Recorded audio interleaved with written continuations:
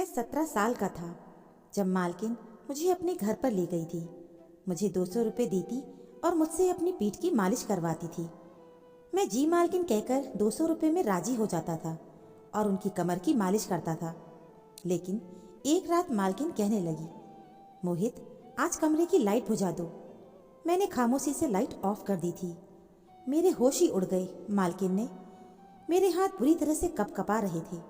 मैं जिस उम्र से गुजर रहा था, ये दौर एक लड़के के लिए बहुत अहम दौर होता है। ऐसे में किसी की कमर की मालिश करना मेरे लिए किसी आजमाइश से कम नहीं था। जब मालकिन ने मुझे अपनी कमर की मालिश को कहा तो मैं कुछ देर के लिए हैरत से ताकता रह गया। मैं ये कैसे कर सकता था? ये बात बहुत शर्म की थी। लेकिन मेरे पापा ने कहा था कि मालकिन की किसी बात का इनकार मत करना। बड़ी रहमदिल औरत है। अगर तुमने उसके दिल में जगह बना ली तो तनख्वाह से ज़्यादा पैसे भी दे देगी। पैसे उन्होंने मुझे दे दिए थे, वो भी पूरे 200 रुपये, और कहा, ये पैसे सिर्फ तुम्हारे ही हैं। मैं बहुत खुश भी हुआ था। लेकिन जब उन्होंने कहा कि मेरी कमर पर तेल की मालिश कर दो तो मैं चौंक सा गया था। वो कैसे एक लड़के से मालिश करवा सकती थी? मैंने कुछ नहीं कहा, लेकिन मैं उस वक्त बहुत बुरी तरह से घबरा गया था। वो मुझे अपने कमरे में ले गई और फिर बेड पर लेट गई और मुझसे कहने लगी कि मैं उसकी कमर पर तेल लगा दूं। जब मैंने उनकी कमर से कमीज ऊपर की तो एकदम से आंखें बंद कर लीं।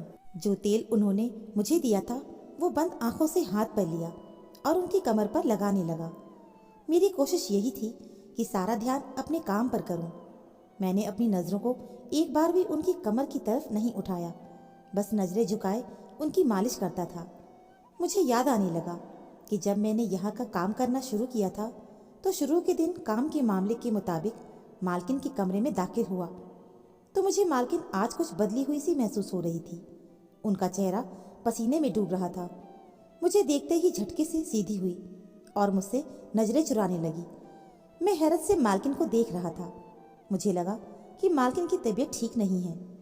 मैं वैसे हमेशा मालकिन की खिदमत खामोशी से करता था, मगर आज मैंने कुछ हिचकिचाकर मालकिन को देखते हुए पूछ लिया।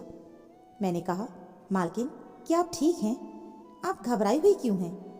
मैं मालकिन की दिल से इज्जत करता था और मुझे उनकी गहरी फिक्र भी थी, क्योंकि वो मेरी मालकिन ही नहीं बल्कि मेरे लिए एक बहुत अच्छी औरत थी। कम उम्र से ही उन्होंने मुझे सहारा दिया था और मेरी डूबी जिंदगी को खुशहाल बनाने में मालकिन का अहम किरदार था। मुझे परवाह नहीं थी कि बदले में उन्होंने मुझसे चाहे जैसा भी काम लिया था, मगर उनके दिए पैसों से मेरी जिंदगी ही बदल गई थी।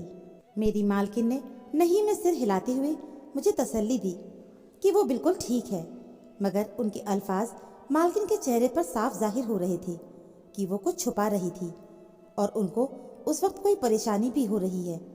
कई महीनों तक उन्होंने मुझे अपने घर के काम ही करवाए थे। आज पहली बार जब मालिश के लिए कहा तो मैं बुरी तरह से घबरा गया। एक तो वो पूरे घर में अकेली थी, न पति और ना ही कोई औलाद।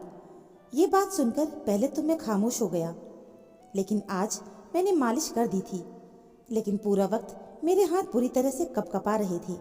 मुझे लगा मालकिन बस एक ही दिन में ऐसा करवाएगी, लेकिन अब वो रोज मालिश करवाने लगी थी। मुझे मालकिन की किसी काम की इतनी जिद महसूस नहीं होती थी, क्योंकि वो आम नियत के साथ मुझे काम करवाती थी। लेकिन मैं अकेले कमरे में जब उन्हें तेल मालिश करता तो मुझे बेचैनी सी महसूस हो रही थी। एक अजीब बात यह भी थी, जब से मैंने मालकिन की मालिश शुरू की थी, मालकिन बड़ी मेहरबान नज़रों से मुझे देखने लगी थी। पहले वो मुझे 200 रुपये देती थी, लेकिन अब 300 और 400 देती थी। न जाने मुझे उनकी ये मेहरबानी खटकने लगी थी। आज भी मैंने रोजाना की तरह मालकिन की मालिश करने के लिए उनके तेल की शीशी उठाई। मैं खुद 17 साल की उम्र से मालकिन की कमर की मालिश कर रहा था। मुझे ये काम बहुत शर्मिंदा करता था और मुझे उलझन भी महसूस होती थी। मुझे मालकिन पर बहुत गुस्सा भी आता था कि न जाने वो मुझे कैसे काम देती है, मगर मेरी मजबूरी थी, क्योंकि मुझे पैसे चाहिए थे और मुझे मालकिन रोजाना उस काम के बदले 200 रुपये देती थी। इसलिए मैं खामोशी से मालकिन का ये काम करता रहा। ये बात मुझे बहुत बाद में पता चली कि मालकिन मुझसे ये काम क्यों लेती थी। मैं तेल उठाकर मालकिन के बिस्तर पर बैठा था कि अचानक मालकिन मुझसे बोली, मोहित लाइट ऑफ कर दो। मैं चौंक कर मालकिन को देखने लगा। मुझे गड़बड़ का एहसास हो रहा था, मगर मालकिन मुझे बताने को तैयार नहीं थी। बाहर हॉल में मैंने लाइट ऑफ कर दी और अंधेरे में अंदाज से चलता हुआ मालकिन के बिस्तर पर पहुंच गया था। अंधेरे में मुझे महसूस हुआ कि मालकिन बिस्तर पर लेट गई है। मैंने भी मालकिन की तरफ हाथ बढ़ाया कि मालकिन ने रोक दिया और मेरे हाथ पकड़कर मुझे जो बात कही, मेरे तो होश ही उड़ गए। मेरा दिल पूरी तरह से धड़कने लगा था और मैं अपनी जगह पर बैठा का बैठा रह गया। मेरे लिए हरकत करना मुश्किल हो रहा था। मैं मालकिन की बात सुनकर अंदर तक हिल गया था। मैं एक बिहार के गांव में रहता था। मेरा घराना बहुत ही गरीब था और मैं 17 साल का था।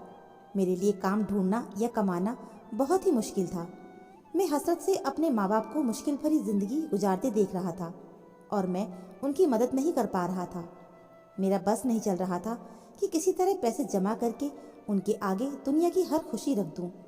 मैं कामयाब इंसान बनकर अपने माँ बाप की मदद करना चाहता था और उन्हें अच्छी ज़िंदगी देना चाहता था। इसीलिए पढ़ाई हासिल करना मेरा ख्वाब था, क्योंकि मैं जानता था मेरी पढ़ाई हासिल करने के लिए पैसे नहीं थे।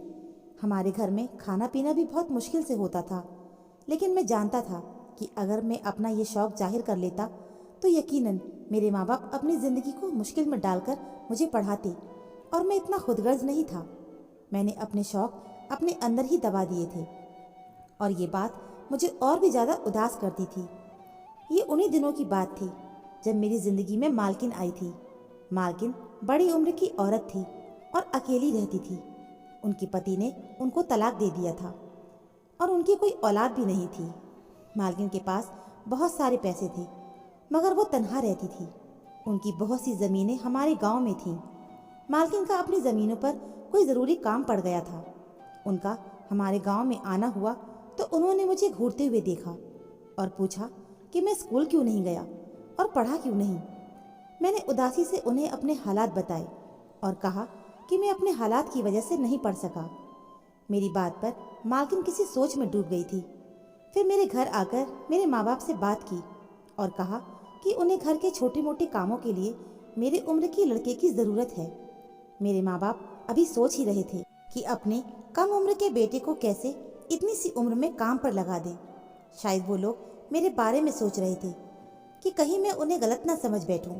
मगर मैंने आगे बढ़कर उस काम के लिए हामी भर ली और मैंने मालकिन से कहा कि मैं उनका हर काम करने को तैयार हूँ। मालकिन मेरी बात से खुश हो गई थी। मुझे तब बिल्कुल अंदाज़ा नहीं था कि मुझे क्या क्या करना है। मुझे यही लगा कि मालकिन अपने खाने के मुताबिक छोटे मोटे घर के काम करवाएगी और मैं तो हर किस्म का काम करने को तैयार था। मैं खुशी खुशी राज़ी हो गया। मेरे माँ बाप भी खामोश हो गए थे। मालकिन ने मेरे माँ बाप को अच्छी खासी रकम पकड़ा दी और यकीन दिलाया कि हर महीने वक्त पर वो पैसे भेज दिया करेंगे ताकि हमारे घर के हालात भी बेहतर हो जाएं। मेरा ख्वाब पूरा हो रहा था, क्योंकि मैं हमेशा से अपने माँ बाप के हालात बदलने की वजह बना था। मैंने अपना थोड़ा बहुत सामान बांध लिया और मालकिन मुझे लेकर शहर की तरफ रवाना हो गई। मालकिन का शहर में निहायत ही बड़ा घर था। मैंने अपनी ज़िंदगी में पहली बार ऐसा खूबसूरत घर देखा था।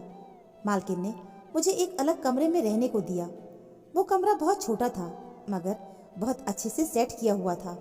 उस कमरे में महंगा फर्नीचर रखा हुआ था और ऐसा लग रहा था जैसे वो कमरा मेरे हिसाब से ही तैयार किया गया हो। मालकिन ने मुझे छोटे मोटे काम समझाए, जिनमें उनकी गाड़ी पे रोज़ाना कपड़ा मारना, रात के वक्त दूध के साथ पानी देना और 3 वक्त खाने के बर्तन धोना। मुझ जैसे हालात के सताए हुए लड़के के लिए ये काम बहुत आसान थे। मालकिन के घर खाना बाहर से बना बनाया आता था और मालकिन मुझे भी अपने साथ खाना खिलाती थी और पहले ही रोज़ मुझे अच्छे अच्छे कपड़े जूते भी खरीद कर दिए थे। मालकिन की मेहरबानी यहीं पर ख़त्म नहीं हुई, बल्कि उन्होंने मुझे बताया था कि वो जल्दी ही मेरा किसी अच्छे स्कूल में एडमिशन भी करवाएंगी ताकि मैं अपनी पढ़ाई अच्छे से कर सकूं। मैं बहुत खुश था। मुझे लग रहा था कि मैं यहाँ काम करने के लिए नहीं, बल्कि मुझे मालकिन ने गोद ले लिया है। मगर जैसे ही रात हुई, मालकिन ने मुझे अपने कमरे में बुलाया और मुझे एक खुशबू वाली शीशी पकड़ाकर कहा कि मेरी मालिश कर दो। मैंने सर हिला दिया और जल्दी से शीशी थामकर मालकिन के पैरों के पास बैठ गया। मुझे लगा कि मुझे मालकिन के पैरों की मालिश करनी होगी और मैं खुशी से करने को तैयार था, मगर मालकिन ने रोककर मुझे अपनी रीढ़ की हड्डी के नीचे के हिस्से की मालिश करने को कहा। मैं बौखला गया था। मुझे ऐसा करते हुए शर्म भी आ रही थी और बहुत उलझन भी हो रही थी, मगर जैसे तैसे मैंने मालकिन की मालिश कर दी और फिर उठकर मैं अपने कमरे में चला गया। मुझे लगा कि वो सफ़र करके आई हैं, शायद थक गई होंगी और इसलिए मुझसे मालिश करवा रही हैं, मगर ये मेरी गलतफहमी थी। जैसे ही फिर रात हुई, मालकिन ने मुझे कमरे में बुलाया और मुझे एक तेल की शीशी पकड़ा दी। मैं ये सोचकर परेशान हो गया था, मुझे आज भी मालकिन की मालिश करनी पड़ेगी। पैरों की हद तक तो ठीक था, मगर मालकिन जहाँ मुझे मालिश करवाती थी, मुझे वो उलझन में डाल रहा था। मैंने आज भी जैसे तैसे मालकिन की मालिश की और उन्हें देखने लगा। वो सुकून से सोई हुई थी। मुझे समझ में नहीं आ रहा था कि आखिर मालकिन को इससे क्या हासिल होता है। मालकिन की ये हरकत मुझे बहुत परेशान कर रही थी। वो 3 दिन गुजरे कि मालकिन ने मेरा एक अच्छे से स्कूल में एडमिशन करवा दिया। मैं मालकिन का दीवाना था, मगर मालकिन की मालिश करना मुझे सबसे ज़्यादा बुरा लगता था। मालकिन ने ये सिलसिला ही बना लिया था और अब हर रोज़ मुझे मालिश करने के लिए कहती थी। मैं उनके एहसानों तले दबा हुआ था, इसलिए मैं मना भी नहीं कर पाया था। अब बिना कुछ कहे मालकिन की मालिश करने लगता था।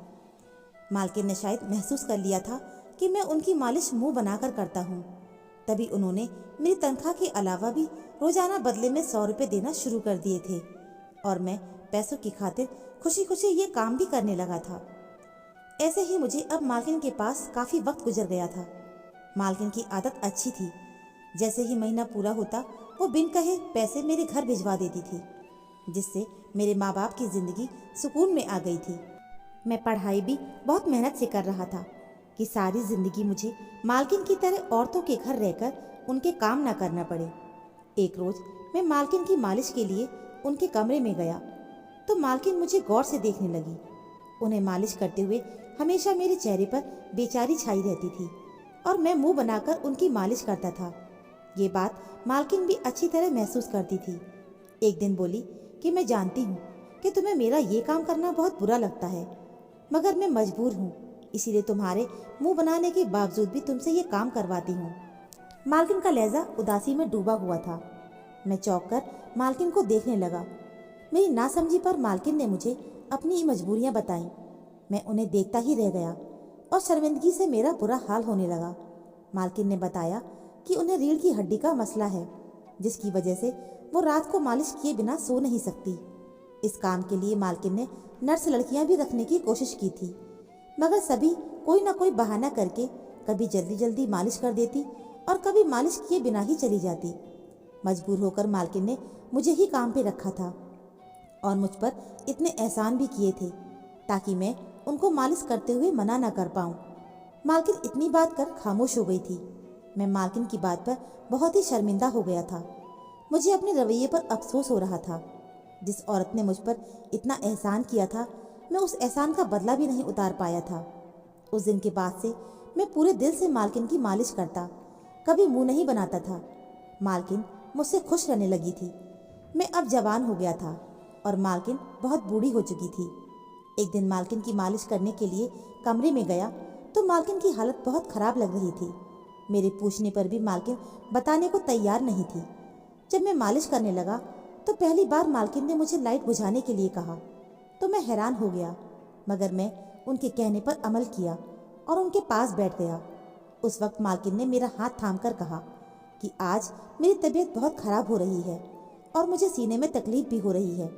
मुझे लगता है कि मेरा वक्त करीब आ चुका है। मालकिन की बात सुनकर मुझे ठंडा पसीना आने लगा। मालकिन बोली, तुम्हारी सेवा ने मेरा दिल जीत लिया है। अगर मेरा कोई बेटा होता तो तुम ही होते। मैं अभी तुम्हें अपना बेटा समझती हूँ। मैंने अपनी जायदाद तुम्हारे नाम कर दी है। तुम अपना ख्याल रखना।